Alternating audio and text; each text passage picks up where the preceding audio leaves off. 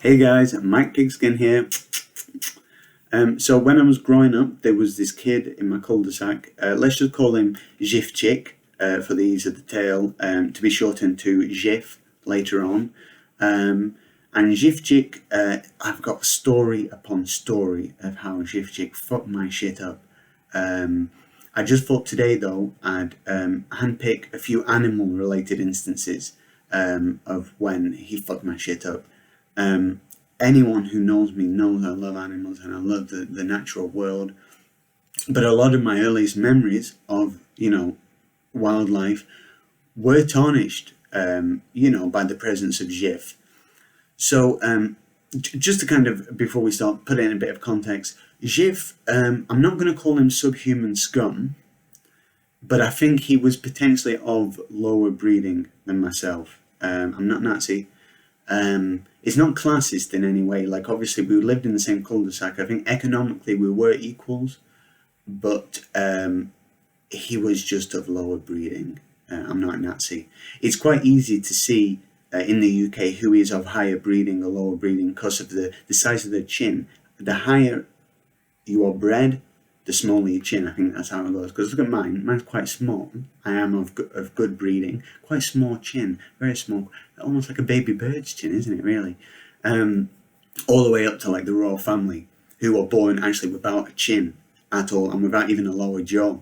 And they're like very early on have a jaw and chin implant because you can't eat quail like that, can you?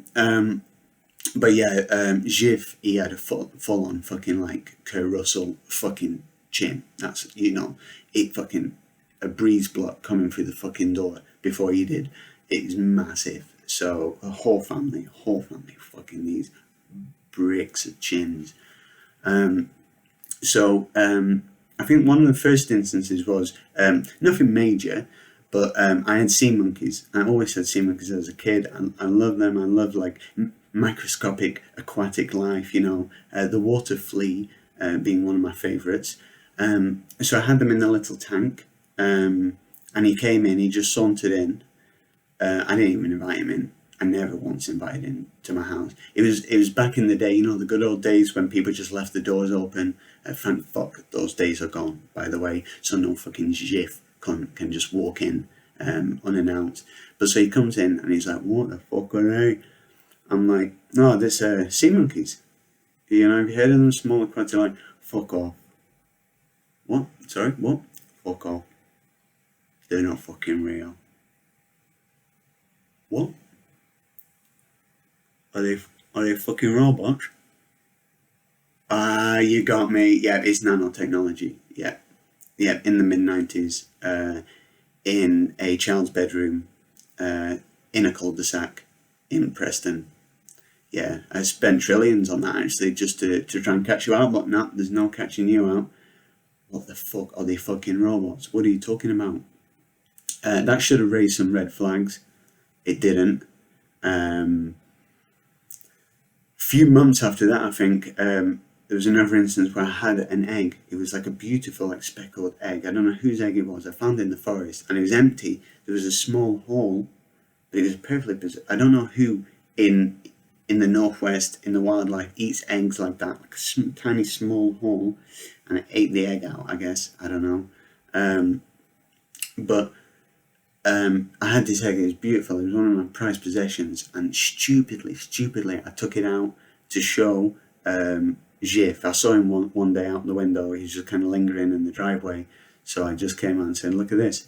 And I went, "What the fuck is that?" I went, "It's an egg." "Fuck off." "Well, no, it's just an egg." He's like, "It's not a fucking egg. It's not a fucking egg." So he took it and he fucking smashed it against a wall. "What the fuck are you doing?" He crumbles and he's like, "Oh, it's like an egg." Of course it's a fucking egg. I just told you it's an egg. What's fucking unbelievable about an egg? What's weird about an egg? Why would it not be an egg? It's a fucking egg. I gotta compose myself. I apologize. So that was a big blow, but that wasn't even the fucking coup de grace. I think a year later, I had tadpoles in a bucket, My granny had like a little pond in her back garden, and she, scooped out some frog spawn for me, and I could keep in a little bucket, and I would say hatch into little tadpoles, and I like to watch the life cycle, of the frog, or toad. And so I had these in the bucket all swimming around, and I stupidly fucking left it out in the front garden, unsecured, as opposed to taking it round to the back garden, under lock and key. And I woke up and they were gone. And I was so confused. I didn't know what was going on. And I saw Jifchik a few days later, and he's like, I took you tadpoles. And I'm like, fucking, why? Well, when did you take them? You fucking weirdo. How do you even know I had tadpoles? And when, like, at night, when everyone was going in for the tea, I put them out. And then in the morning when I was going to school, they were gone. So at what point are you you didn't even know that there were tadpoles there. So you were just sniffing around my house, basically. And then you chanced upon tadpoles. And then you took them. But I'm like, okay, you took my tadpoles. Yeah, okay, can I have them back, please? No, they're all dead. What? You're dead. They're dead. I don't know why. They just fucking died. Did you feed them? Fucking feed them? What are you talking about? You didn't fucking feed them, yeah? Well, fucking tadpoles, you don't need to feed. Yeah, what the fuck are you talking about? Oh, I'm just getting, even now, I feel the rage coming over my body. Why didn't you feed the fucking tadpoles?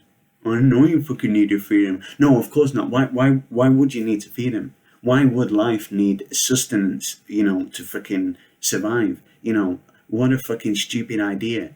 Or did you just think that, when you went in and went to bed, they'd just fucking climb out and they fucking pop down to fucking Tesco for a fucking curly whirly? All of them fucking carrying this giant fucking curly whirly on the back. Come on, fucking lads, feast tonight. What the fuck are you doing with your life? And just, every time I think of it, I get so fucking amazed. They're just tadpoles, but just the thought of those poor fucking tadpoles starving to death under that cunt Jif's care. And in fact, he stole them. I didn't give them to him. He stole them, then he fucking killed them. If a scientist approached me one day and he said, "Oh, you know what, Mike? I like you. You're all right. I've figured out a way to time travel, but this power source, it will explode, and there's no possible replacement for this power source. So you only can have one trip to a time of your choice, a place and a time of your choice, and a trip back, and that's it. So, it's space and it's time. So where do you want to go? Ancient Greece? You want to go into the future? You want to, go to Italy, the Renaissance? You want to go to, see the primordial sludge? What do you want to do? The world and every time is your oyster. What do you want to do? I'd say probably I want to go to the mid-90s, to Preston, to the Cul De Sac. Okay, interesting choice. Well, like I said, it's all yours, so knock yourself out. I would squander that opportunity just to travel back in time, appear in my back garden, in the evening, all naked and buff and oiled, in a ball of electricity, and then I'd probably go and hide in a bush, and I'd wait for Jifchik. Fuck knows what time he came round, to see him sniffing around, pick up the tadpoles, and I would jump out of the bush and I'd fucking punch that Jif in the fucking nose. I'd break that cunt's nose. And I don't care. I don't care if I would be a fucking muscly ass, sexy, oiled, naked, adult male punching a small child in the fucking face over tadpoles. I don't care. I would do that and I would teleport back and this weight would be lifted from me. I would squander that. Fuck ancient Rome, fuck the year 3000. I just want to punch that fucking cunt Jif in the face and save my tadpoles.